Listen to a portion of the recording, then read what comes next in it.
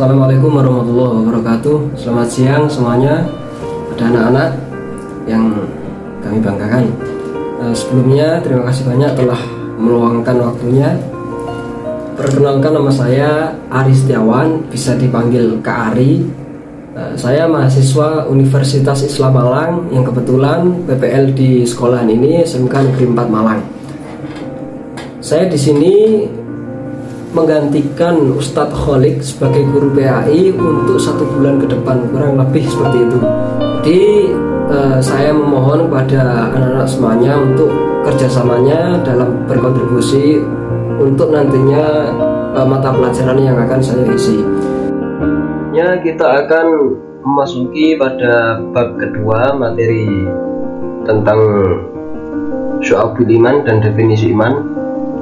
Pada pertemuan kali ini saya akan sharing ya kepada kalian semua, pada teman-teman, kita diskusi bareng.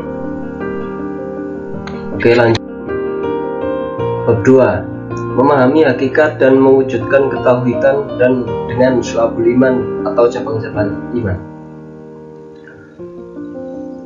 Dari materi tersebut, cabang-cabang iman atau lebih dikenal dengan sebutan syu'ab al-iman dalam istilah agama mungkin sudah tidak asing lagi bagi kita. Istilah ini kita kenal dari sabda Nabi Muhammad SAW, iman memiliki 70 cabang dan yang paling tinggi adalah kalimat la ilaha illallah, yaitu kalimat tauhid. Sedangkan yang paling rendah adalah menyingkirkan gangguan dari jalan. Malu adalah bagian dari iman. Yang dimaksud dari yang paling rendah adalah menyingkirkan dari gangguan dari jalan yang sesat, maksudnya gitu ya. Dan malu adalah termasuk bagian dari iman. Hadis riwayat Al-Bukhari dan Muslim.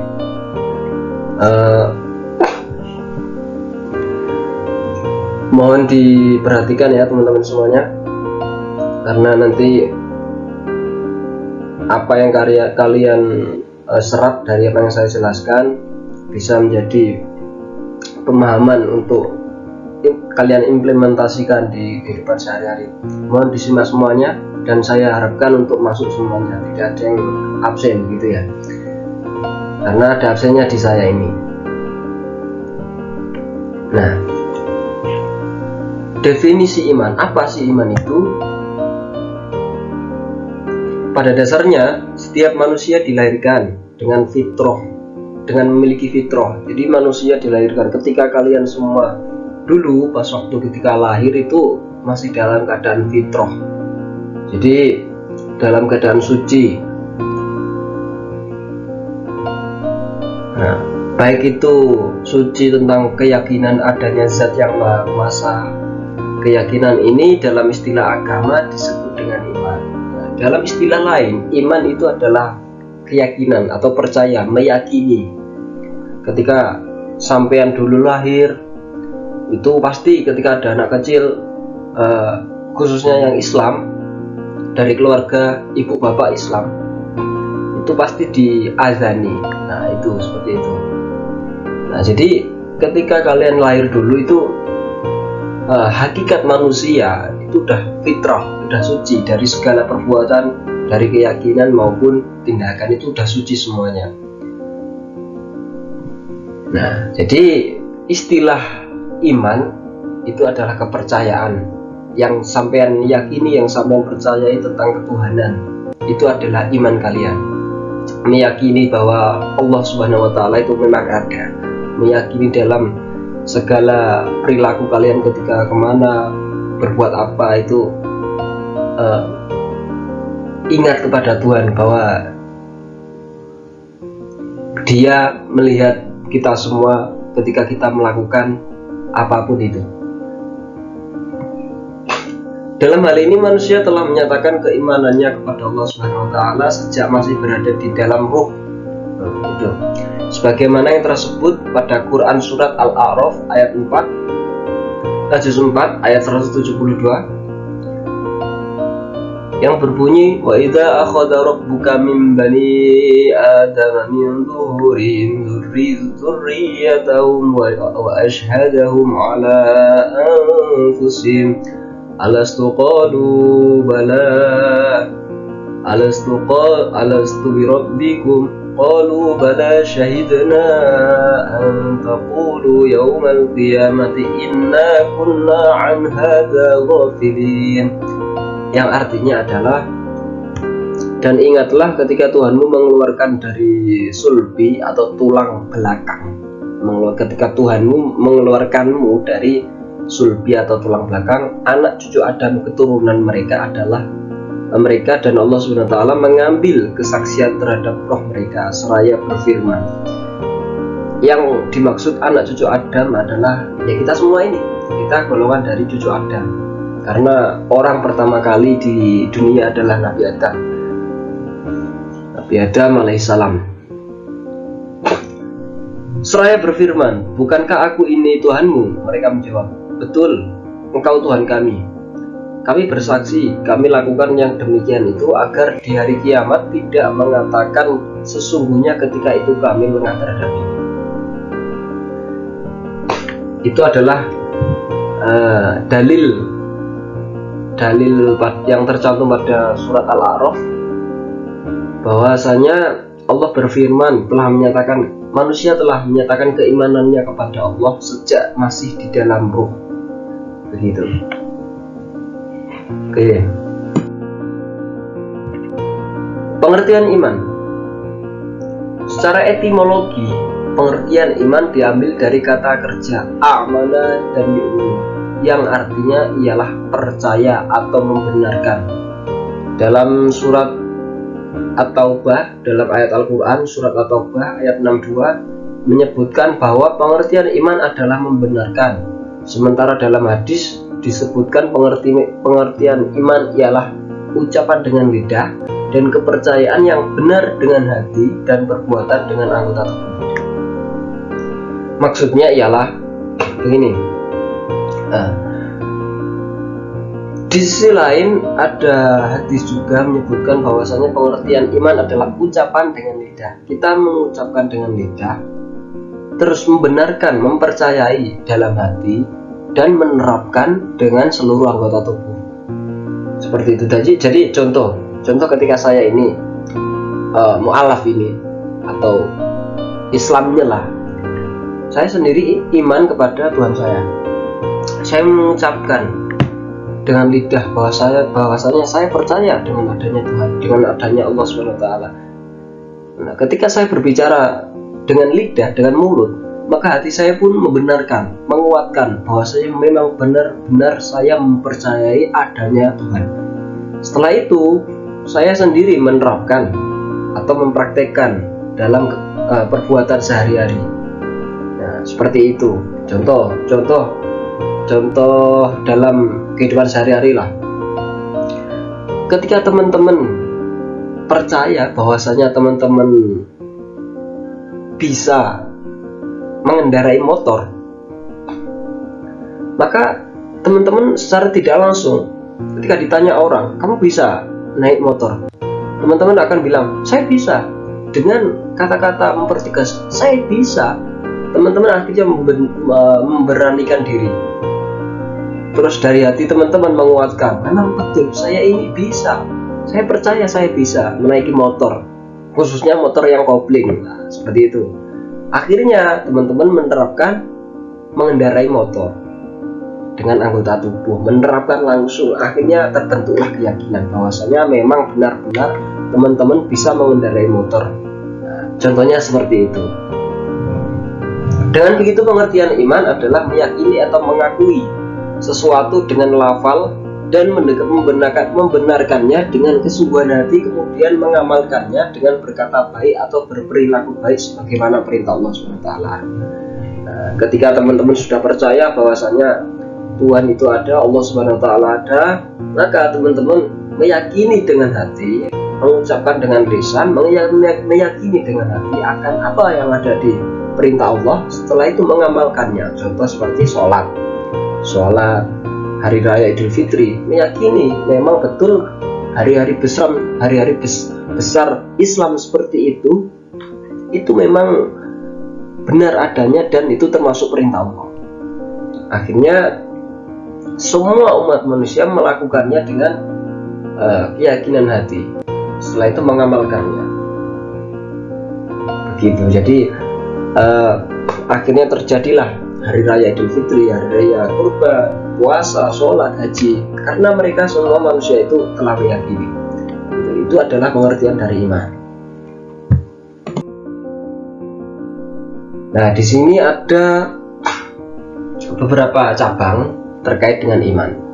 Tadi saya sudah menjelaskan bahwasanya iman adalah membenarkan, mengucapkan dengan lisan, membenarkan atau meyakini dengan hati, dan melakukan dengan perbuatan atau perilaku. Di sini ada beberapa cabang iman. Ada yang diucapkan dengan lisan. Yang diucapkan dengan lisan ini ada 7 cabang, yang diyakini dengan hati ada 40 cabang iman, yang dibuktikan dengan perbuatan atau perilaku atau tindakan atau pengamalan itu ada 30 cabang iman. Nah, begitu. Nanti lebih jelasnya di buku itu udah ada beberapa cabang itu, nanti bisa teman-teman semua baca dan pahami tentang apa sih definisi iman. Kok banyak sekali, ada 77 cabang, dan ada pembagiannya. Nanti teman-teman bisa melihat di buku tersebut. Oke, lanjut. Dalil nakli tentang syu'abul iman. Dalil tentang cabang-cabang iman. Dari Abu Hurairah radhiyallahu anhu, amin, berkata Rasulullah Shallallahu alaihi wasallam bersabda, iman itu 77 lebih cabangnya. Yang paling utama adalah mengucapkan la ilaha illallah. Dan yang paling kurang adalah menyingkirkan apa yang akan menghalangi orang di jalan. Dan malu itu salah satu dari cabang iman. Hadis riwayat Muslim. Sabda Rasulullah SAW. Yang lain terkait dengan cabang-cabang iman adalah sebagai berikut. Dari Anas radhiyallahu anhu, dari Nabi SAW, beliau bersabda, 3 hal yang barang siapa ia memilikinya, maka ia akan merasakan manisnya iman atau nikmatnya iman, yaitu menjadikan Allah Subhanahu wa Ta'ala dan Rasulnya lebih dicintai dari selainnya, mencintai sesuatu semata-mata karena Allah, dan benci kepada kekufuran, sebagaimana bencinya ia jika dilempar ke dalam api neraka. Nah, maksud dari penjelasan tersebut adalah begini.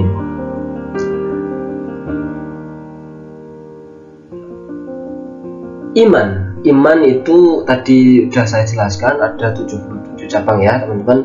Nah, menurut Rasulullah SAW, dari yang diriwayatkan oleh Abu Hurairah, iman yang paling utama dan yang paling utama dari yang utama, rasanya gitulah, adalah kalimat la ilaha illallah, tiada Tuhan selain Allah. Kenapa begitu, Mas?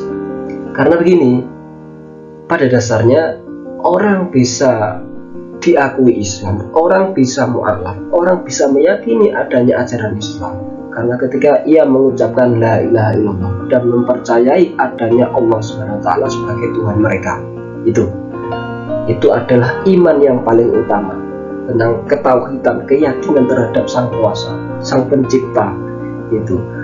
Dan yang paling kurang adalah menyingkirkan apa yang akan menghalangi orang di jalan. Contoh, semisal sampai di jalan berjalan nih, atau kemana gitu, lihat ada batu atau paku di jalan, terus sampai punya inisiatif, ini nanti kalau ada orang lewat sini pasti kena ban motor, kalau nggak gitu kena kaki orang. Oke lah, saya singkirkan biar nggak ada yang tersakiti atau gimana gitulah, agar tidak terhalangi atau gimana, tidak ada kendala gitu.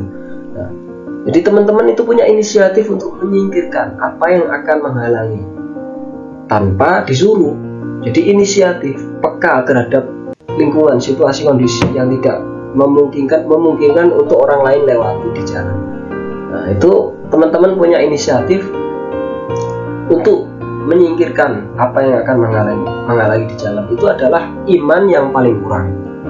Salah satunya, yang paling utama tadi la ilaha illallah, dan yang paling kurang adalah menyingkirkan barang yang menghalangi orang di jalan. Itu. Nah, di sisi lain malu itu juga termasuk salah satu cabang dari iman juga. Malu bukan berarti malu itu jelek, bukan. Cuma malu itu termasuk dari iman, karena ketika orang malu itu dia menyadari akan dirinya, kekurangan dirinya ketika akan melakukan suatu hal, akhirnya malu. Nah, begitu. Malu juga termasuk dari cabang iman, hadis riwayat Muslim. Nah, Rasulullah SAW beliau bersabda, ada 3 hal barang siapa yang ia memilikinya. Sopo wonge, siapa orangnya yang memiliki 3 hal ini, maka ia akan merasakan nikmatnya iman. Pertama, menjadikan Allah Subhanahu wa Ta'ala dan Rasulnya lebih dicintai dari selainnya. Dalam artian begini teman-teman ya, kita boleh, memang kita kadang-kadang mencintai sesuatu itu karena yang terlihat, bukan yang tidak terlihat. Tapi kalau kita pikir secara mendalam, mencintai apa yang terlihat itu adalah bagian dari mencintai ciptaan Allah Subhanahu wa Ta'ala. Pada dasarnya karena barang yang terlihat ketika teman-teman mencintai itu adalah termasuk dari ciptaan Tuhan, begitu. Nah, jadi di sini 3 hal yang paling beruntung ketika seseorang memiliki ini adalah menjadikan Allah itu dan Rasul lebih dicintai dari selainnya.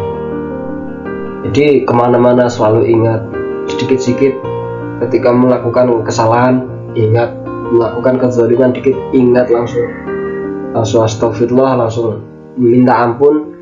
Nah itu. Terus kedua, mencintai sesuatu semata-mata karena Allah SWT. Saling mencintai, mencintai seseorang, mencintai manusia semata-mata karena Allah SWT. Jadi dia mencintai mereka, mencintai sesama semata-mata ingat bahwasanya dia juga merupakan ciptaan Tuhan, Allah Subhanahu wa Ta'ala, begitu ya. Jadi semata-mata karena Allah. Dan kedua, benci pada kekufuran atau kezaliman, sangat benci. 3 hal ini barang siapa yang ingin memilikinya atau barang siapa yang memilikinya, maka ia akan merasakan manisnya iman atau nikmatnya iman yang sesungguhnya. Begitu. Sebagaimana bencinya ia jika dilempar ke dalam api neraka. Jadi yang pertama, menjadikan Allah SWT dan Rasulnya lebih dicintai dari selainnya. Kedua, mencintai sesuatu semata-mata karena Allah SWT. Dan ketiga adalah benci kepada kekufuran atau kezaliman. Itu. Nah, maka dari itu teman-teman semuanya, apa yang saya jelaskan ini, apa yang ada di materi ini, sebagai orang Islam khususnya, ayo kita coba, ayo kita bersama-sama melatih diri kita untuk memperkuat iman kita agar tidak mudah goyah dan terganggu oleh siapapun. Itu karena iman itu adalah fondasi kita dalam hidup. Iman, kepercayaan, sama halnya prinsip. Iman. Kalau iman dalam dunia, prinsip dalam dunia, yaitu saya rasa semua orang punya prinsip masing-masing. Nah, tapi poinnya adalah pada dasarnya semua manusia itu harus punya prinsip ketika hidup di dunia. Kalau tidak ada prinsip, hidupnya tidak akan terarah. Nah, kalau di akhirat, dunia dan akhirat, yaitu adalah iman tentang ketuhanan. Jadi ya, iman adalah fondasi kita, pagar kita, dasar kita untuk melakukan sesuatu. Adanya manusia itu mengetahui mana yang baik dan mana yang buruk itu pertama adalah karena dia punya iman. Itu yang mendasari sekali adalah iman. Itu. Jadi itu yang saya harapkan dari teman-teman semuanya. Kelas 10 ini saya harap apa yang saya jelaskan ini, apa yang saya sharingkan kepada kalian semua ini, apa yang telah terpapar di buku, nanti mohon dibaca lagi, diresapi, difahami, nanti diterapkan melatih diri, mencoba untuk apa sih yang disampaikan dari kakak tadi ini. Nah begitu, coba nanti teman-teman semuanya memahami itu. Dan jangan lupa juga saya ngasih tugas ya, tugas sedikit kok. Coba dirangkum tentang syu'abul iman dan pengertian iman. Apa yang saya jelaskan sampai materi ketiga ini dirangkum 1 lembar aja sudah cukup. Bisa dirangkum 1 lembar sebagai bukti lah bahwasanya memang benar-benar yang merangkum adalah mengikuti anak-anak teman-teman yang mengikuti mata pelajaran saya ini, gitu ya. Nah, baik, terima kasih untuk semuanya. Terima kasih telah mendengarkan pelajaran hari ini, pelajaran bab 2. Oh iya, saya ini menggantikan sementara ya teman-teman ya, menggantikan Pak Khalid untuk 1 bulan ke depan dikarenakan saya PPL. Jadi mohon bantuannya kepada teman-teman, mohon minta tolong, kita sama-sama berantusias untuk belajar bersama di materi saya ini. Tugas saya nggak banyak kok ya, awal ini satu rangkuman aja, 1 lembar cukup untuk mengetahui bahwasannya memang benar-benar teman-teman ikut pelajaran hari ini gitu. Ya udah begitu, itu saja yang dapat saya sampaikan kurang lebihnya. Besok kita lanjut lagi di pertemuan selanjutnya, masuk pada materi 4. Saya akhiri. Assalamualaikum warahmatullahi wabarakatuh.